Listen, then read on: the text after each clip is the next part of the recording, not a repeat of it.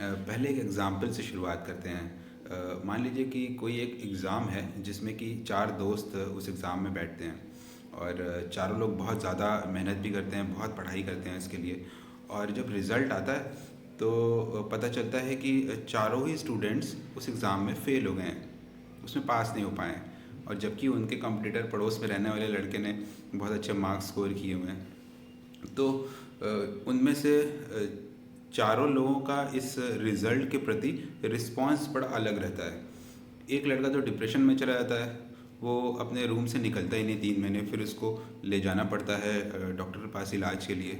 जो दूसरा लड़का था वो कोई 2 हफ्ते डिप्रेशन में रहता है, फिर धीरे धीरे नॉर्मल हो जाता है, निकलना शुरू कर देता है। तीसरा लड़का था वो जब रिज़ल्ट देखता है उसे बड़ा बुरा लगता है और कोई 2 दिनों के एकांतवास के बाद फिर वो भी नॉर्मल हो जाता है। चौथा लड़का जो था वो रिज़ल्ट देखता है और उसी दिन मूवी देखने चला जाता है, तो मानो कुछ हुआ ही ना हो।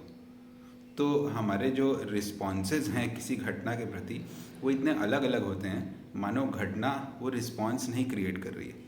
और इसी के बारे में डॉक्टर एल्बर्ट इलिस ने अपना सिद्धांत दिया। उन्होंने कहा कि जो भी हम फील करते हैं, अगर कभी हम बुरा फील करते हैं तो हम सोचते हैं सिचुएशन की वजह से हम बुरा फील कर रहे हैं या किसी पर्सन की वजह से कर रहे हैं। लेकिन डॉक्टर एल्बर्ट इलिस का कहना था कि नहीं, जो भी फीलिंग्स हैं वो हम खुद अपने अंदर क्रिएट करते हैं।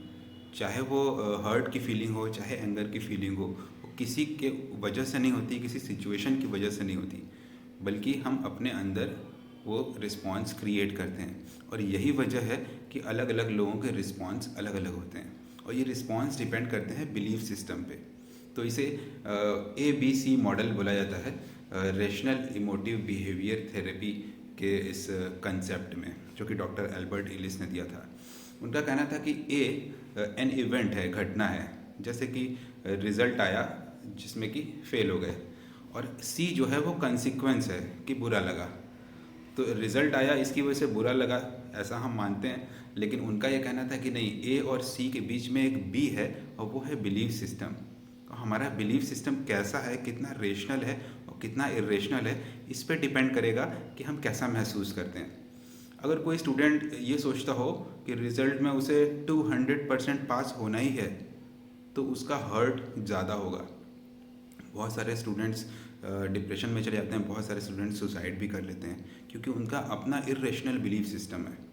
हाई स्कूल के रिज़ल्ट आने के बाद हम अक्सर अखबारों में पढ़ते हैं, क्योंकि उन्हें लगता है कि अगर ये रिज़ल्ट में फ़ेल हो गए तो मानो दुनिया ही ख़त्म हो गई। तो इस इरेशनल बिलीफ सिस्टम की वजह से ऐसा रिस्पॉन्स होता है।